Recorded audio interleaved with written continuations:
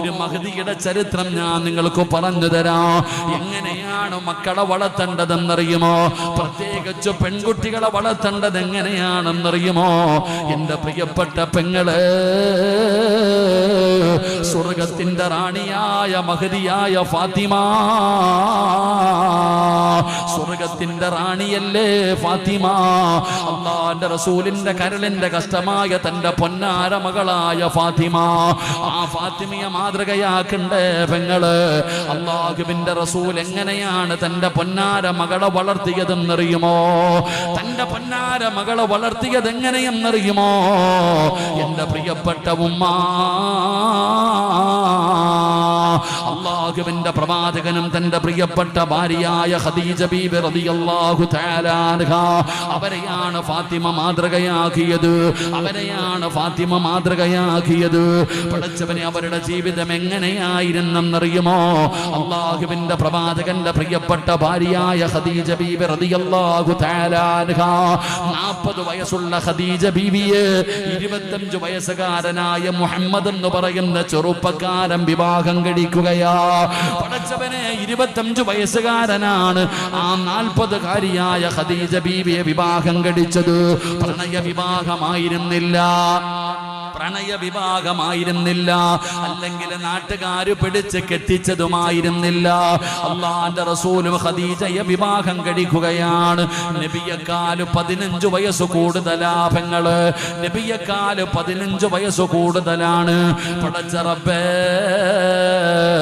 അല്ലാഹുവിന്റെ പ്രവാചകൻ സ്വല്ലല്ലാഹു അലൈഹി വസല്ലമ തങ്ങൾക്ക് അതാ ഫാത്തിമ എന്ന് പറയുന്ന പൊന്നാര മകള് ജനിക്കുകയാണ്. എല്ലാവരും ഫാത്തിമയോട് വല്ലാത്ത സ്നേഹമാണ്. എല്ലാവർക്കും ഫാത്തിമയോട് വല്ലാത്ത സ്നേഹമാണ്. എല്ലാവരും പറയും, വാപ്പയുടെ മകളാ, വാപ്പയുടെ മകളാ, വാപ്പയുടെ മകളാ. അല്ലാഹുവേ, പെൺകുട്ടികൾക്ക് വാപ്പമാരോട് വല്ലാത്ത ഇഷ്ടമാ. പെൺകുട്ടികൾക്ക് വാപ്പമാരോട് വല്ലാത്ത ഇഷ്ടമാ. പലപ്പോഴും നമ്മൾ കാണാറുണ്ട്. പടച്ചവനെ, അടുത്ത റസാഖ് അബ്റാരിയുടെ വീട്ടിൽ പോയപ്പോ 4 പെൺകുട്ടികളാണ് പാവപ്പെട്ടവന്. പടച്ചവനെ, എപ്പ ചെന്നാലും പൊന്നുമോള് വാപ്പയുടെ കയ്യിൽ പിടിച്ച് നടക്കുന്ന മക്കളാ. അല്ലാഹുവേ, ആ മക്കളെ സ്വാലിഹത്തുകളാക്കണേ തമ്പുരാന്.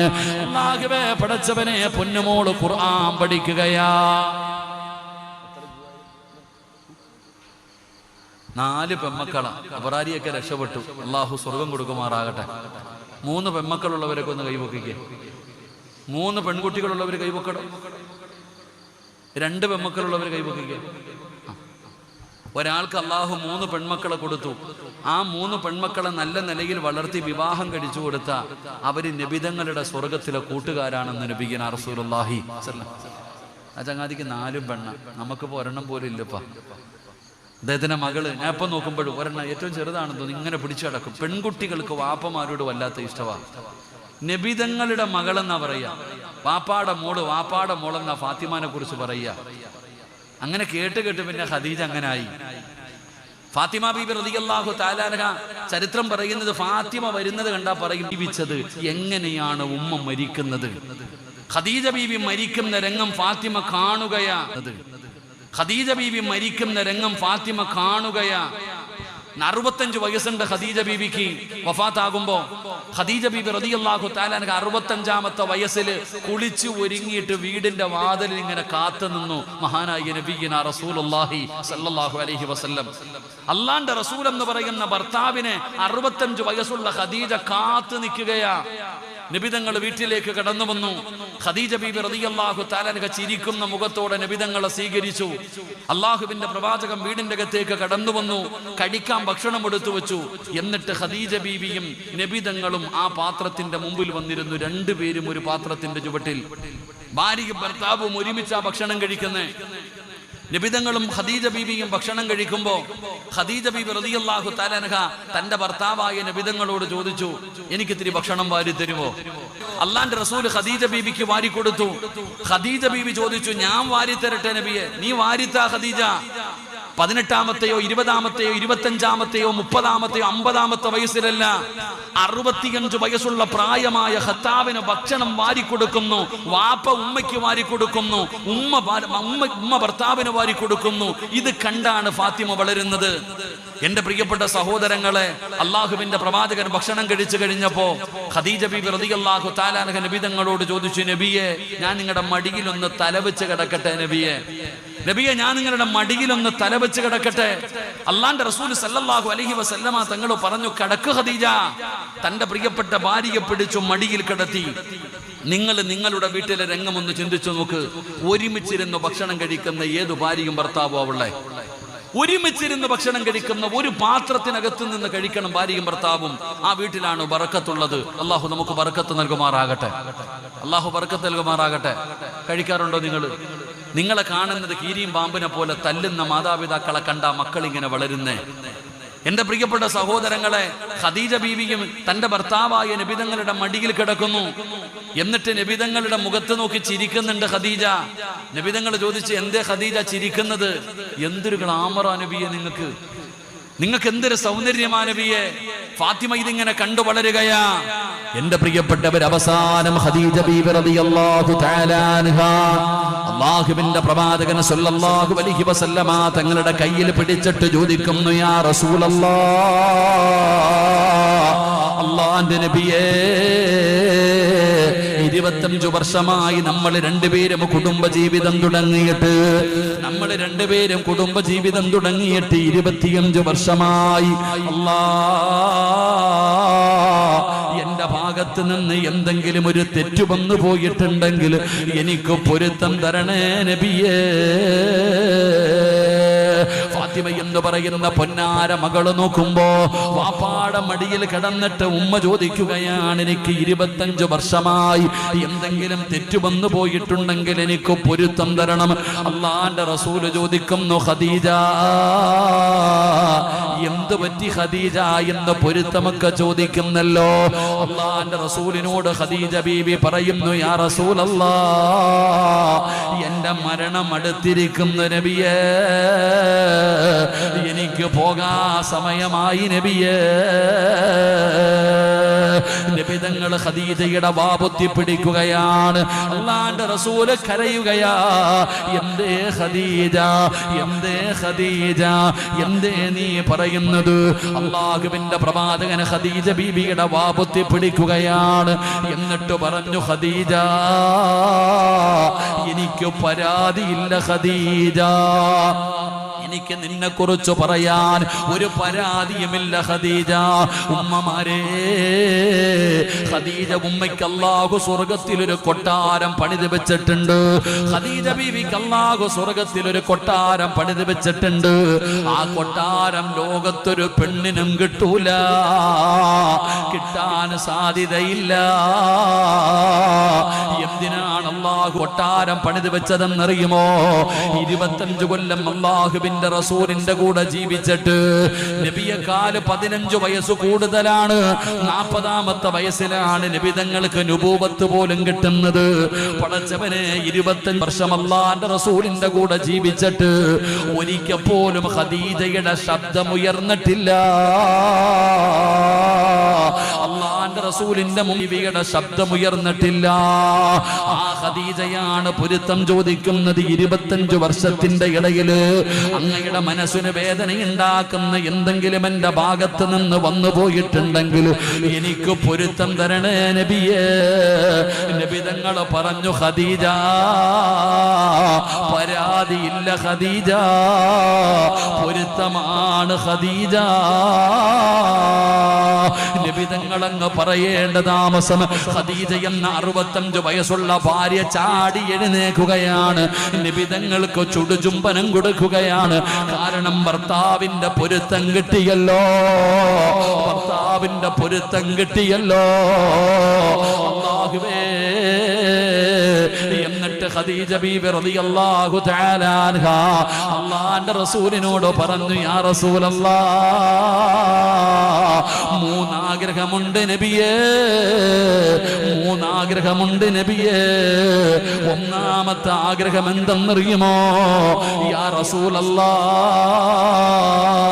എന്റെ മയ്യത്ത് നിങ്ങൾ വേണം കുളിപ്പിക്കാൻ, എന്റെ ജനാസ നിങ്ങൾ വേണം കുളിപ്പിക്കാൻ.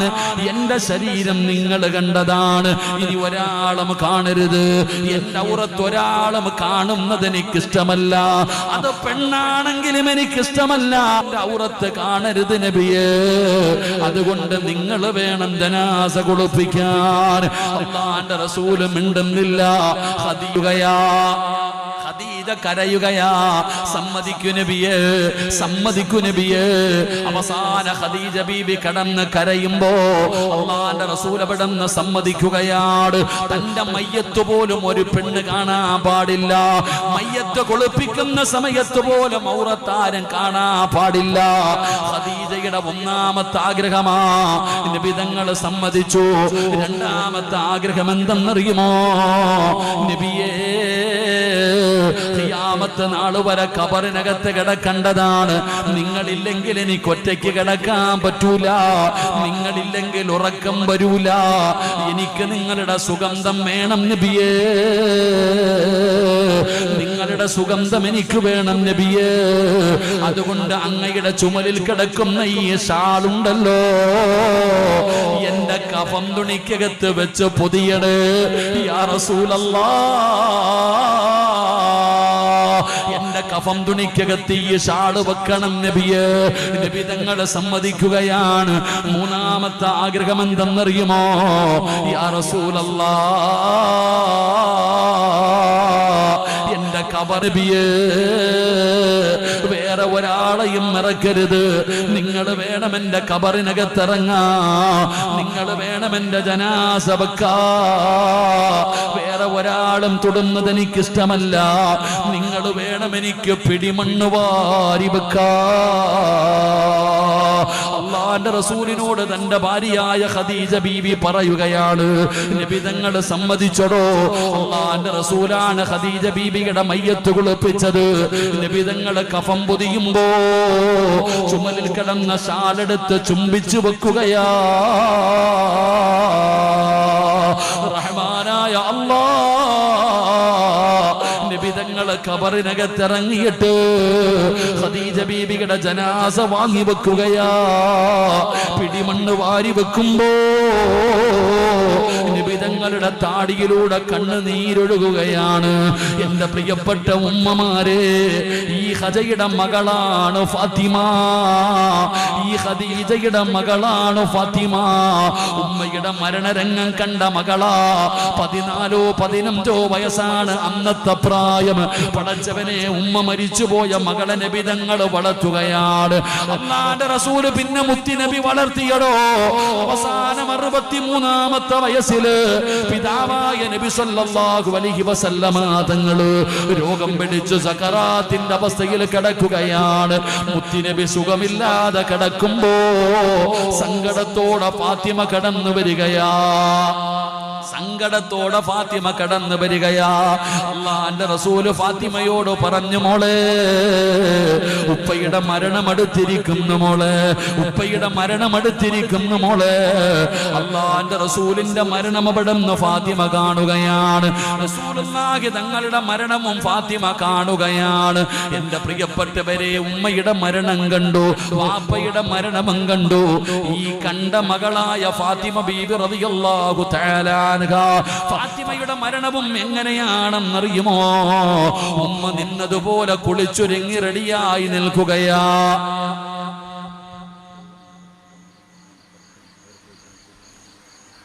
അല്ലാഹുവിന്റെ റസൂൽ സ്വല്ലല്ലാഹു അലൈഹി വസല്ലമ തങ്ങളുടെ പൊന്നാര മകളായ ഫാത്തിമ ബീവി റളിയല്ലാഹു തആല അൻഹ, ആ ഫാത്തിമയും പടച്ചവനെ മരിക്കുന്ന സമയത്ത് ഉമ്മ നിന്നതുപോലെ കുളിച്ചൊരുങ്ങി നിൽക്കുകയാണ്.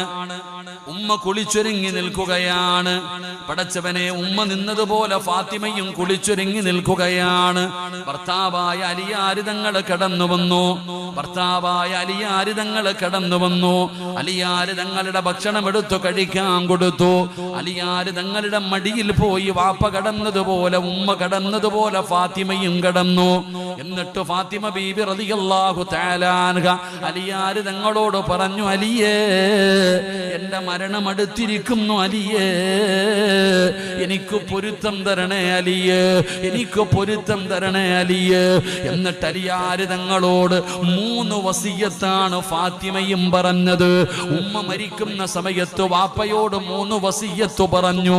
അതുപോലെ ഫാത്തിമ ബീബി റളിയല്ലാഹു തആല അൻഹ ഉമ്മ പറഞ്ഞതുപോലെ തന്റെ ഭർത്താവിനോട് 3 വസിയത്ത് നടത്തുകയാണ്. ആ 3 വസിയത്തിൽ ഒരു വസിയത്ത് എന്തെന്നറിയുമോ? അലിയേ, ഞാൻ മരിക്കുന്നത് എന്റെ ജനാസ രാത്രിയിൽ വേണം ഖബറടക്കാൻ. എന്റെ ജനാസ രാത്രിയിൽ വേണം ഖബറടക്കാൻ. അലിയാര് തങ്ങൾ ചോദിച്ചു, എന്തേ ഫാത്തിമ, പകല് മരിച്ചാലും രാത്രിയിൽ ഖബറടക്കിയാ മതി എന്ന് പറയുന്നല്ലോ, അതിന്റെ കാരണം എന്താണെന്ന് ചോദിച്ചപ്പോ ഫാത്തിമ ബീബി റളിയല്ലാഹു തആല അൻഹ പറയുകയാണ്, എന്റെ ജനാസ പൊതിയുന്നത്, എന്റെ ജനാസ ചുമക്കുന്നത്, എന്റെ ജനാസ ഖബറിൽ ഇറക്കി വെക്കുന്നത് അന്യ പുരുഷന്മാരാകുമല്ലോ. എന്റെ ജനാസ വെള്ള തുണിയിൽ പൊതിഞ്ഞു കൊണ്ടുപോകുമ്പോ അവരെന്റെ ശരീരത്തിന്റെ വടിവ് കാണുമല്ലോ, അത് കാണുന്നത് എനിക്കിഷ്ടമല്ല. ഉമ്മ പറഞ്ഞതെന്താ? വാപ്പാ നബി തങ്ങൾ കണ്ട ശരീരം മയ്യത്ത് കുളിപ്പിക്കുന്ന സമയത്ത് പോലും വേറെ ഒരാള് കാണുന്നത് ഇഷ്ടമല്ല. അതുകൊണ്ട് നബി തങ്ങളോട് പറഞ്ഞു, നിങ്ങൾ കുളിപ്പിക്കണം. ആ ഉമ്മയുടെ മകളായ ഫാത്തിമ പറയുകയാണ്, എന്നെ രാത്രിയിൽ ഖബറടക്കിയാ മതി. കാരണം പകലാണ് ഖബറടക്കുന്നതെങ്കിൽ എന്റെ ശരീരത്തിന്റെ വടിവ് മറ്റുള്ളവര് കാണാൻ സാധ്യതയുണ്ട്. എന്റെ പ്രിയപ്പെട്ടവരെ, ഇങ്ങനെയാണ് മക്കളെ വളർത്തേണ്ടത്. മാതാവും പിതാവും നല്ലവരായാൽ അവരുടെ സ്വഭാവം കണ്ടാണ് മക്കൾ വളരുന്നത്. അവരുടെ സ്വഭാവ രീതികൾ കണ്ടാണ് മക്കൾ വളരുന്നത്. അങ്ങനെ വളരുന്ന മക്കളുണ്ടല്ലോ, ഒരിക്കലും വഴിപിഴച്ചു പോകില്ല. ഒരിക്കലും അല്ലാഹുവേ മാതാപിതാക്കളെ നാണം കൊടുത്തൂല, മാതാപിതാക്കളെ കൊല്ലാൻ വരൂല. ആ മാതാപിതാക്കൾക്ക് വേണ്ടി റബ്ബിർഹംഹുമാ കമാ റബ്ബയാനി സഗീറാ എന്നാ മക്കള് ദുആ ചെയ്യുകയാണ്. മരണപ്പെട്ടു പോയാലും സദഖ കൊടുക്കുകയാണ്. മാതാപിതാക്കൾക്ക് വേണ്ടി ഖത്ം ഓതുകയാണ്. അവരുടെ ഖബർ സിയാറത്ത് ചെയ്യുകയാണ്. ചോദിക്കുന്നവരോട് മുഴുവനും പറയും, എന്റെ വാപ്പ ഒരു നല്ല മനുഷ്യനാ, എന്റെ ഉമ്മ ഒരു നല്ല ഉമ്മയാ. നാളെ പടച്ച റബ്ബിന്റെ കോടതിയിൽ വരുമ്പോ ഈ മക്കൾ അല്ലാഹുവിനോട് പറയും, പടച്ചവനെ, എന്റെ ഉപ്പയ്ക്ക് സ്വർഗ്ഗം കൊടുക്കണേ അല്ലാ, എന്റെ ഉമ്മയ്ക്ക് സ്വർഗ്ഗം കൊടുക്കണേ അല്ലാ എന്ന് പറഞ്ഞുകൊണ്ട് മാതാപിതാക്കൾക്ക് മക്കള് സ്വർഗ്ഗം വാങ്ങിച്ചു കൊടുക്കുമ്പോ മറുഭാഗത്തൊരു രംഗം കാണാ. അല്ലാഹുവിനോട് പറയുന്നു, റബ്ബേ, ചെമ്പിന്റെ തറയിൽ നിന്നിട്ട് എന്റെ കാല് പൊള്ളുന്നു റബ്ബേ, എന്റെ ഉമ്മാനവൊന്നും മലത്തിക്കടത്തിത്താ അല്ലാ,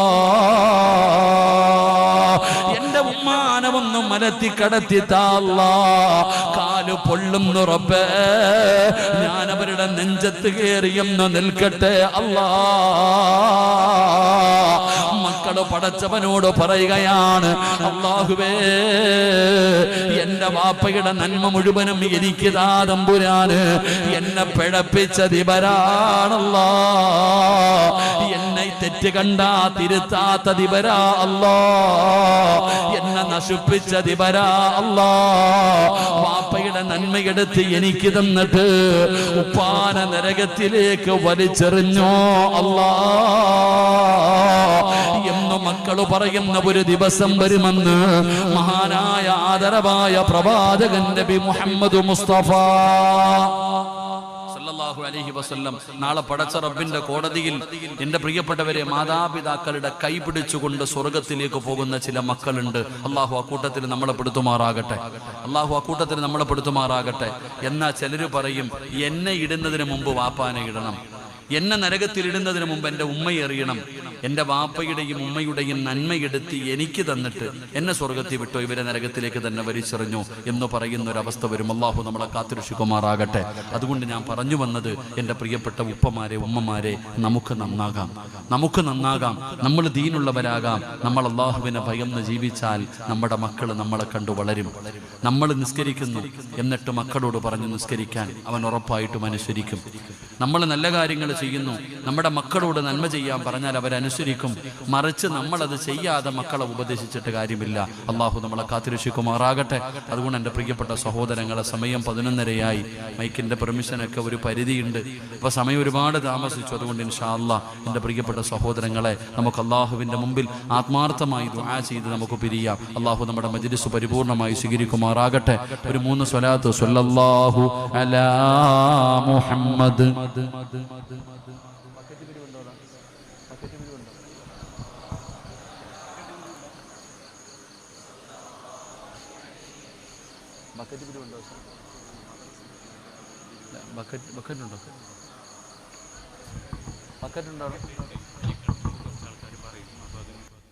ളുടെയും 5 നയാ പൈസ അള്ളാഹുവിന് ആവശ്യമില്ല.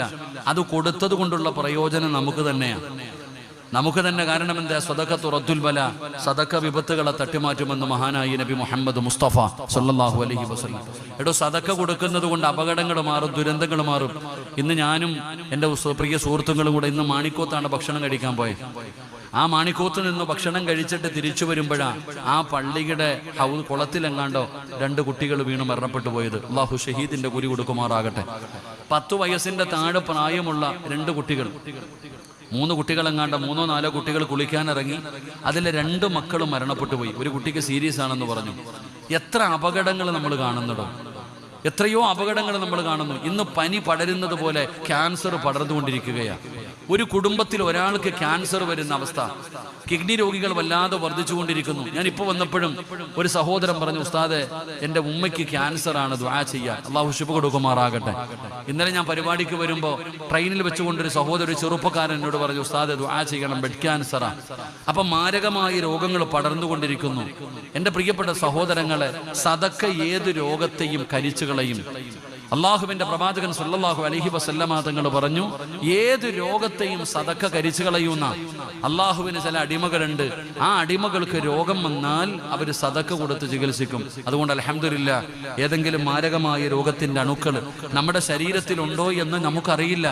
സംഘാടകർ ബക്കറ്റുമായിട്ട് നിങ്ങളുടെ മുമ്പിലേക്ക് കടന്നു വരുന്നു. അള്ളാഹുവെ, മാരകമായ രോഗങ്ങളെ തൊട്ട് നീ ഞങ്ങളെ കാക്കണേ പടച്ചവനെ. അറുത്തു മുറിക്കല്ലേ അല്ലാ, എൻ്റെ കൈകാലുകൾ മുറിച്ചു മാറ്റല്ലേ അല്ലാ. അല്ല, ഏതെങ്കിലും മാരകമായ രോഗത്തിന്റെ അണുക്കൾ എൻ്റെ ശരീരത്തിലുണ്ടെങ്കിൽ ഈ സദക്കയുടെ ബറക്കത്ത് കൊണ്ട് കരിച്ചു കളയണം. ഒരു നല്ല നീയത്തോടെ എല്ലാവരും സദക്ക എടുത്ത്. ഇതേ ആരാ പോന്നെ? അമീദേ, ബക്കറ്റ് എടുത്ത് ഉസ്താദാ പോന്നെ? ആരാപ്പാ ബക്കറ്റ് കൊണ്ടുപോകുന്ന ആളാരാ? ഞാൻ പോട്ടെ. സത്യത്തിൽ ഇത് പ്രസിഡന്റാ കൊണ്ടുപോകേണ്ടത്, പള്ളി കമ്മിറ്റിക്കാരാ ബക്കറ്റ് പിരിവ് നടത്തേണ്ടത്. സെക്രട്ടറി തന്നെ. നീ സെക്രട്ടറിയാ? കയറി വാ. മോനെ സെക്രട്ടറി, കൺവീനർ വാ മോനെ. ഭാവിയിലെ പ്രസിഡന്റ് ആകാനുള്ള ആളല്ലേ. നാണക്കേട് വല്ലതും ഉണ്ടോ? ഒരു നാണവും വേണ്ട. എല്ലാത്തിനും ഇവിടെ തന്നെ വേടിയിൽ എല്ലാവരുടെ മുമ്പിൽ പോയി പൈസ വാങ്ങണം. നിനക്ക് വീട് വെക്കാനൊന്നും അല്ല കേട്ടോ. ബക്കറ്റുമായിട്ട് പോകണം. ഞാൻ പറയുന്നത് സത്യം പറഞ്ഞാൽ ഈ പിരിവൊക്കെ നടത്തേണ്ടത് ആരാ? കമ്മിറ്റിക്കാർ വേണം നടത്താൻ. കാരണം എന്തേ? പള്ളി പരിപാലനം എന്ന് പറഞ്ഞാൽ അതൊക്കെ തന്നെ, അല്ലാതെ കസേരയിരുന്ന് കറങ്ങല് മാത്രമൊന്നുമല്ല. അല്ലാഹു ഈമാൻ തരുമാറാകട്ടെ. പള്ളി പരിപാലനം എന്ന് പറഞ്ഞാൽ എന്താ? കസേരയിരുന്ന് കറങ്ങല്. എൻ്റെ പ്രിയപ്പെട്ട ഞാൻ ഞാൻ ജോലി ചെയ്യുന്ന പള്ളിയിൽ വെള്ളിയാഴ്ച ബക്കറ്റ് എടുക്കുന്നത് കമ്മിറ്റിക്കാരാണ്. ഇവിടുത്തെ പ്രസിഡന്റ് ആരാ? അൽഹംദുലില്ലാഹ്, ഇരുന്നോട്ടെ, പേടിക്കണ്ട. ഞാൻ ജോലി ചെയ്യുന്ന പള്ളിയിൽ എല്ലാ വെള്ളിയാഴ്ചയും ബക്കറ്റ് എടുക്കുന്ന ആരാ? ഞാൻ പറയും ഓരോ കമ്മിറ്റിക്കാരനെ എടുക്കണം. അതാണ് പള്ളി പരിപാലനം. അല്ലാതെ കസേര ഇറങ്ങിയിരുന്നിട്ട് ഇങ്ങനെ ഉസ്താദ് ഇങ്ങോട്ട് വാ, മോദീൻ ഇങ്ങോട്ട് വാ, ഇങ്ങോട്ട് വാ, ആ ചോദ്യം പിടിക്കലൊന്നും അല്ല. പള്ളി പരിപാലനം എന്ന് പറഞ്ഞാൽ ഇതൊക്കെയാണ് പരിപാലനം. വല്ലപ്പോഴൊക്കെ വന്ന് പള്ളി തൂക്കണം പ്രസിഡന്റ്, പള്ളി ഒന്ന് തൂക്കണം സെക്രട്ടറി, കമ്മിറ്റിക്കാരൊക്കെ ചേർന്ന് പള്ളി ഒന്ന് വൃത്തിയാക്കണം. അതൊക്കെയാണ് പള്ളി പരിപാലനം. അള്ളാഹു അവർക്ക് അർഹമായ പ്രതിഫലം നൽകുമാറാകട്ടെ. അള്ളാഹു അർഹമായ പ്രതിഫലം നൽകുമാറാകട്ടെ. ഈ പള്ളി ഇങ്ങനെ ആക്കുന്നതിന് വേണ്ടി ഒരുപാട് കഷ്ടപ്പെട്ടു, ഒരുപാട് പരിശ്രമിച്ചു. അള്ളാഹു സുബ്ഹാനഹു വ തആല പള്ളി സ്വർഗത്തിൽ കൊണ്ടുപോകാൻ ഉൾപ്പെടുത്തി അനുഗ്രഹിക്കുമാറാകട്ടെ. അപ്പൊ ഇൻഷാ അല്ലാഹ് എൻ്റെ പ്രിയപ്പെട്ട സഹോദരങ്ങളെ 11:30 അള്ളാഹുവിന്റെ മുമ്പിൽ ആത്മാർത്ഥമായി നമുക്ക് ദുആ ചെയ്യാം. 3 സ്വലാത്ത്.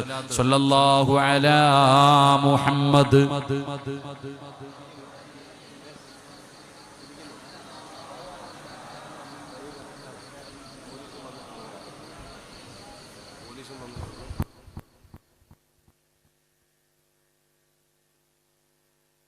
صلي على محمد يا ربي صلي عليه وسلم. ഇൻഷാ അല്ലാഹ് ഇരുന്നോട്ടെ, ഇരുന്ന് ദുആ ചെയ്യട്ടെ, ഇരുന്ന് ദുആ ചെയ്തോട്ടെ. ഇൻഷാ അല്ലാഹ് പെട്ടെന്ന് അൽഹംദുലില്ലാഹ്.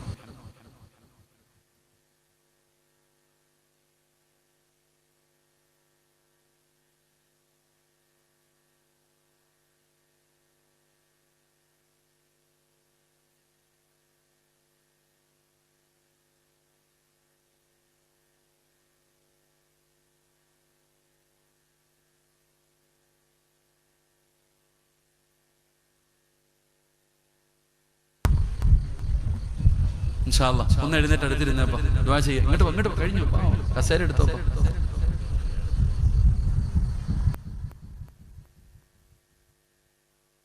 ഇൻഷാ അല്ലാഹ് അടുത്ത് കസേര ഇങ്ങോട്ട് എടുത്തിട്ട് പാപ്പ ദുആ ചെയ്യട്ടെ. ഒന്ന് കയറിയിരുന്ന വയറൊക്കെ നോക്കിക്കോ. എല്ലാരും കയറിക്കോ, എല്ലാരും കയറി. അൽഹംദുലില്ലാഹ്. ഇൻഷാ അല്ലാഹ് മഴ വരുന്നുണ്ട്, പെട്ടെന്ന് കയറിക്കോ. മഴ വരുന്നുണ്ട്, കയറിക്കോ, പെട്ടെന്ന് കയറിയിരിക്കുക. ആക്കാന്മാര് ദുആ ചെയ്യട്ടെ. സുമരില്ലാ അന്നബി ബക്കരിം വഅന്നുമരി വഅൻ അലിയും വഅൻ ഉസ്മാനദിൽ കറമി മൗലായ സല്ലി വസല്ലിം തായിമൻ അബദാ على حبيبك خير الخلق كلهم سعد سعيد زبير طلحة وأبي عبيدة وابن في العاسد الكرم مولاي.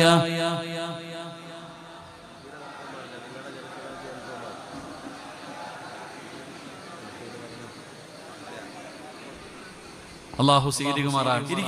അങ്ങോട്ട് പോലെ ദുആ ചെയ്യാൻ പോവാ. ചോറൊക്കെ അവിടെ കിടക്കും. നിങ്ങൾ നിങ്ങളുടെ കാര്യം നോക്ക്. സംഘാടകരൊക്കെ ഇങ്ങോട്ട് കയറിക്കും. എല്ലാവരും ഇരുന്ന് ദുആ ചെയ്യട്ടെ. ആദ്യം അപ്പന അവനവന്റെ കാര്യം നോക്ക്. കാന എഴുതിയവർക്കെല്ലാം കിട്ടും. അള്ളാഹു ആർക്കൊക്കെ റിസ്ക് എഴുതിയിട്ടുണ്ടോ എല്ലാവർക്കും. ഇന്ന് ഞാനൊരു വീട്ടിൽ പോയി, പടച്ചവനെ എന്ത് റിസ്ക്കായി പോയപ്പാ. എന്റെ പേരെന്ത്? ഉമറിന്റെ വീട്ടിൽ പോയി. പടച്ചവനെ വല്ലാത്ത റിസ്ക്കായി പോയി. ഉമറിന്റെ വീട്ടിൽ പോയപ്പോ ഒരു കല്യാണത്തിനുള്ള ആളുണ്ട്. അള്ളാഹുവെ മട്ടനുണ്ട്, ചിക്കനുണ്ട്, ഏത് തിന്നണമെന്ന് വസ്വാസാക്കി കളഞ്ഞു. അള്ളാഹു ബർക്കത്ത് ചെയ്യുമാറാകട്ടെ. അള്ളാഹു ആഫിയത്തുള്ള ദീർഘായുസ്സ് കൊടുക്കുമാറാകട്ടെ. അപ്പൊ ഇൻഷാ അല്ലാഹ് ഓനോട് പറഞ്ഞേരെ. എൻ്റെ കൂടെ വന്നൊരു ചങ്ങാതിയുണ്ട്, സുൽഫി. ഇവിടെ കാണുന്നുണ്ടോ? എൻ്റെ കൂടെ വന്ന ചങ്ങാതി. എൻ്റെ ടിക്കറ്റ് കൺഫേം ആയി, അവൻ്റെ ടിക്കറ്റ് കൺഫേം ആയിട്ടില്ല. അതുകൊണ്ടാണ്. അപ്പോൾ ഓന് 12:30 ട്രെയിൻ ഉണ്ട്, പോന്നെങ്കിൽ പൊക്കാൻ പറഞ്ഞു. ഇൻഷാ അല്ലാഹ് എന്നെ കണ്ണൂർ കൊണ്ട് വിട്ടേക്കണം കേട്ടോ. ഇൻഷാ അല്ലാഹ്. അപ്പോൾ അൽഹംദുലില്ലാഹ് അള്ളാഹു കബൂലാക്കുമാറാകട്ടെ. ഞാൻ പള്ളിയിൽ ഇമാമല്ലേ, ജുമയ്ക്ക് ഞാൻ പോകണ്ടേ? പോയില്ലേലും കുഴപ്പമില്ല. ഇന്നലെ അബ്ദുൽ ജലീൽ ദാരിമി ഉസ്താദിന്റെ കരളിൽ മഞ്ഞപ്പിത്തങ്ങൾ. അള്ളാഹു അദ്ദേഹത്തിന് സ്വർഗം കൊടുക്കുമാറാകട്ടെ. നിങ്ങൾ എന്താ ഇപ്പൊ ഇരിക്കാത്ത? ഇവിടെ റാഫി ചുമന്ന റെഡ് ഇട്ടുണ്ട്. ഇരിയുടെ റാഫി ഇക്കണ എല്ലാവരും ഒന്ന് ഇരിക്കടോ. മക്കളെ നിങ്ങളൊക്കെ ഇരുന്ന് കഴിഞ്ഞു. എടാ യാത്രക്കാരന്റെ ദ്വായ്ക്ക് ഇജാബത്തുണ്ടെന്ന്. ഞാൻ യാത്രക്കാരനാ. വെള്ളിയാഴ്ച രാവ. ഇനി ഇതുപോലൊരു ചാൻസ് കിട്ടത്തില്ല.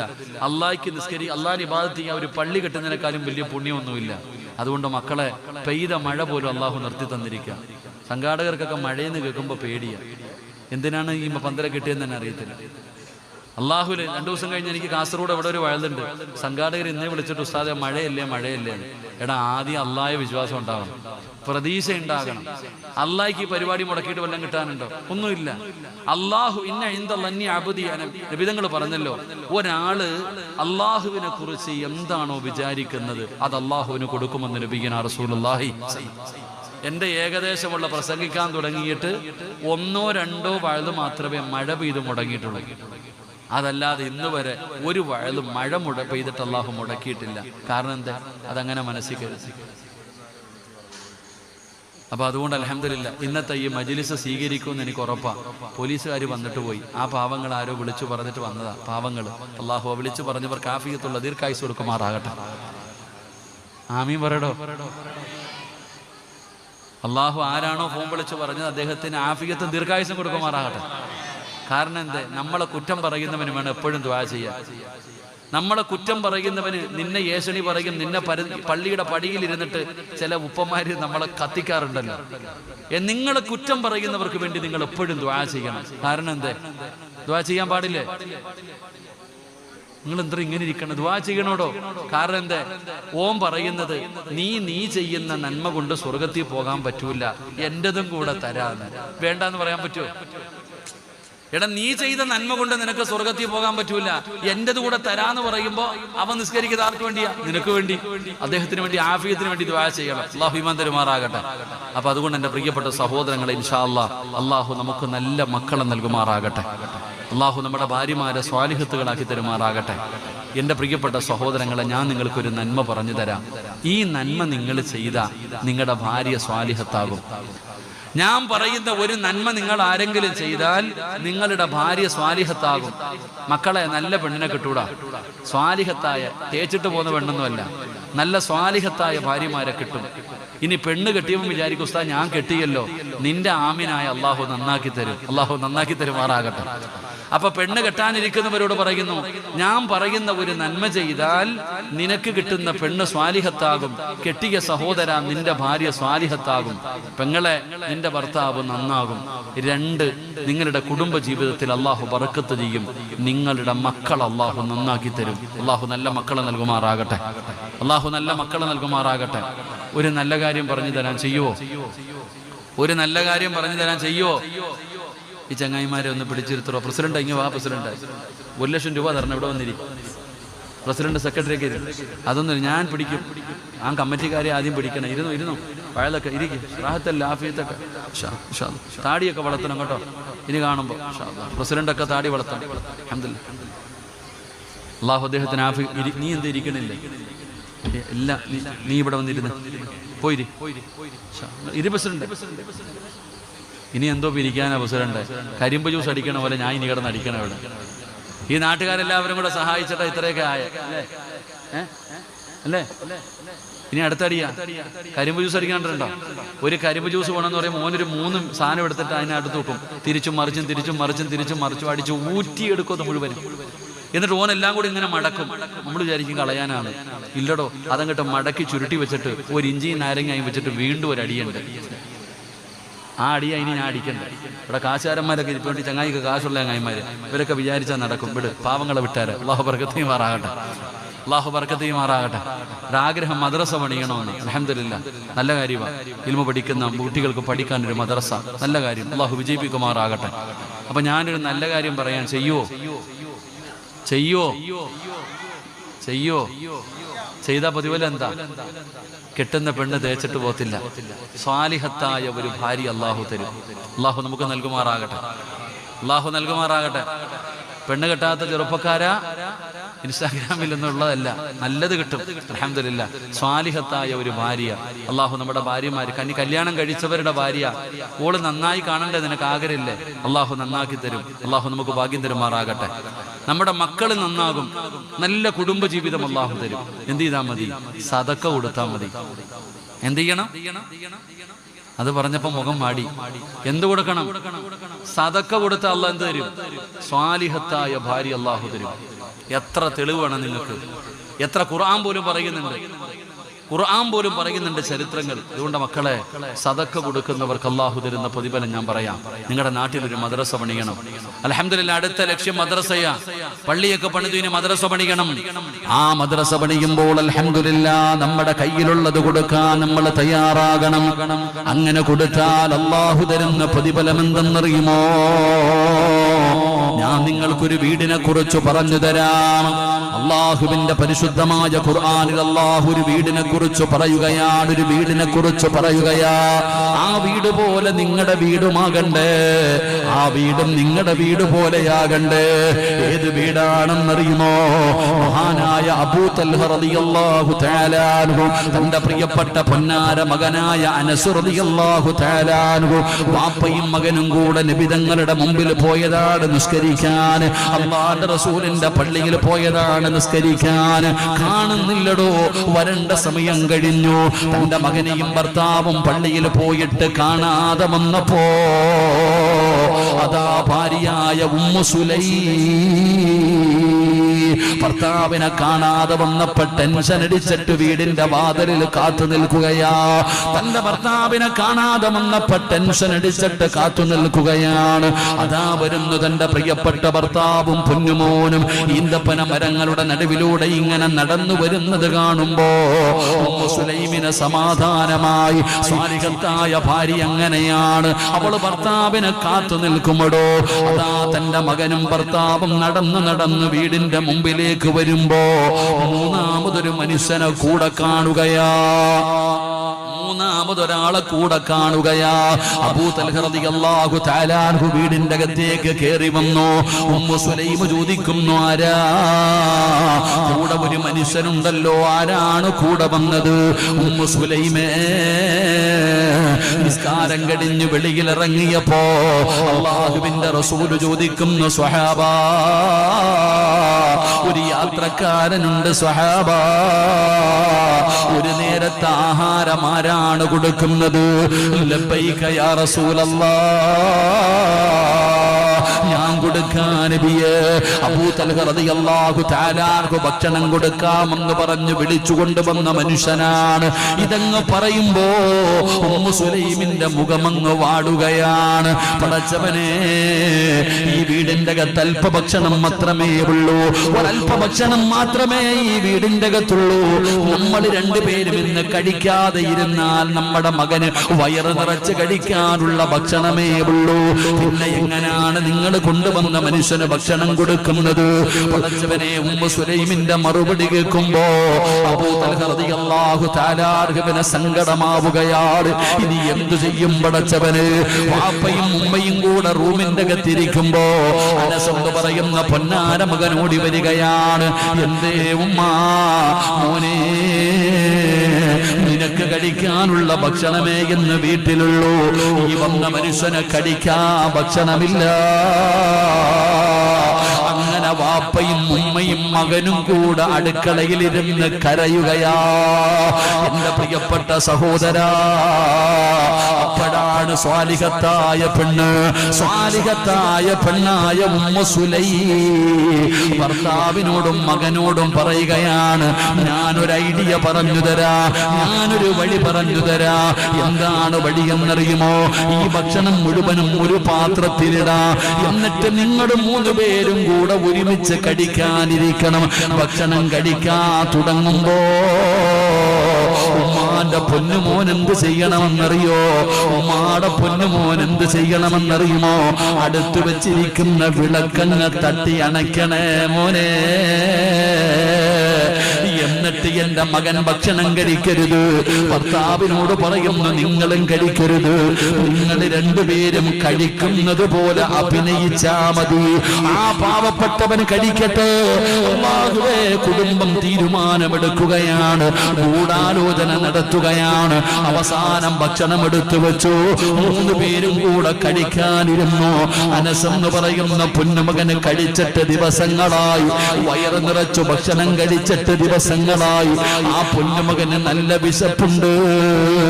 ഭക്ഷണം മുന്നിലിരിക്കുകയാ. ഉമ്മാടെ മുഖത്ത് നോക്കുകയാ, ഉമ്മയുടെ മുഖത്ത് നോക്കുകയാ. പടച്ചവനെ, ഉമ്മ ഉമ്മ പറയുന്നതനുസരിക്കുന്ന പൊന്നുമോനുണ്ടല്ലോ, ഉമ്മ പറഞ്ഞതുപോലെ വിളക്കണയ്ക്കുകയാ. വാരി തിന്നാൽ ആരും അറിയില്ല. ആയിരത്തത്ത് ഭക്ഷണം കഴിച്ചാൽ ഉമ്മയറിയില്ല, ഉപ്പയറിയില്ല. എന്നാലും ഉമ്മ പറഞ്ഞതാണല്ലോ.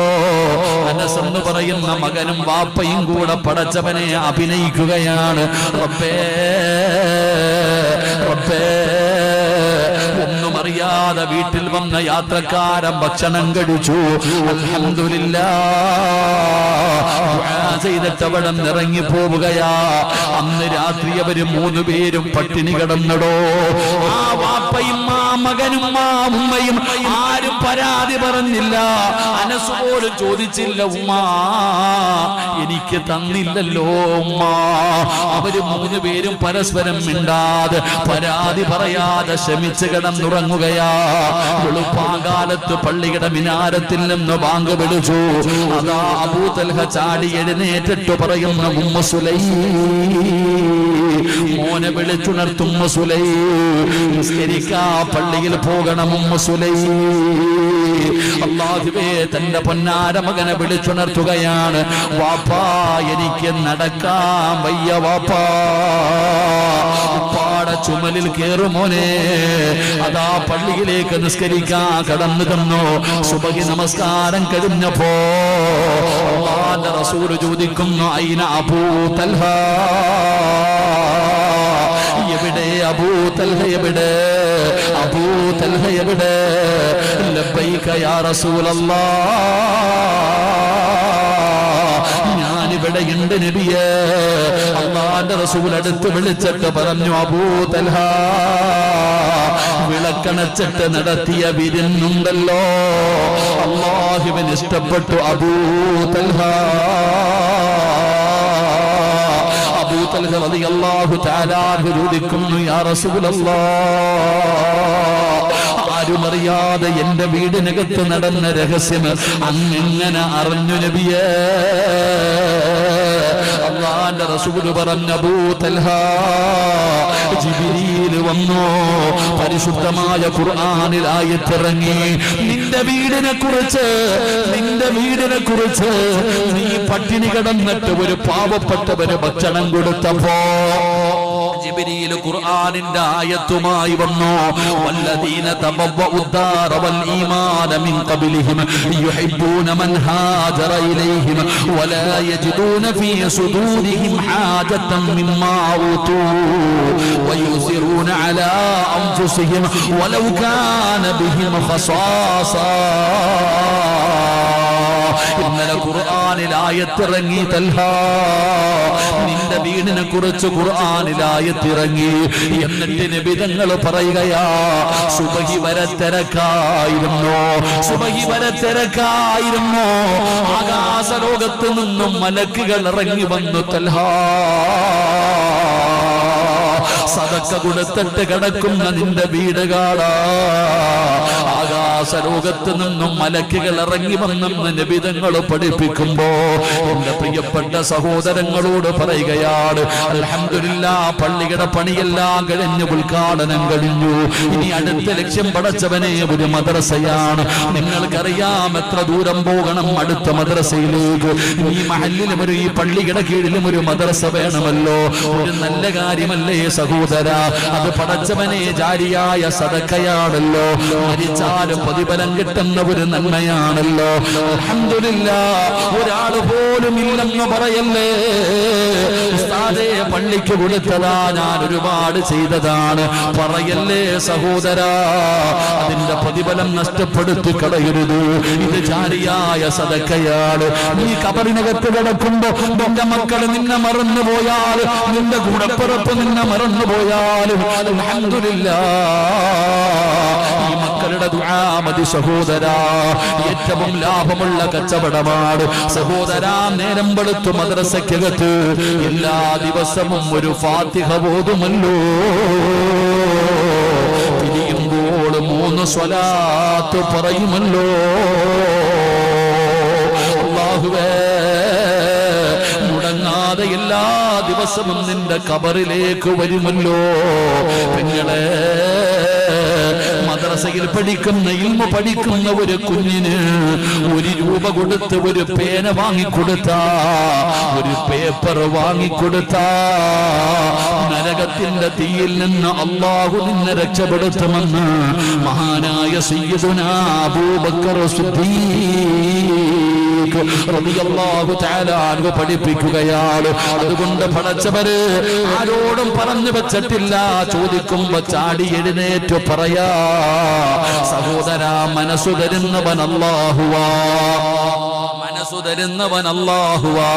അതുകൊണ്ട് പടച്ചവനെ നല്ല ഒരു മനസ്സോടെ, ഉസ്താദേ മദ്രസയ്ക്ക് വേണ്ടി എന്നെ കണ്ടു കഴിയുന്നത് ഞാൻ തരാൻ പടച്ചവന്.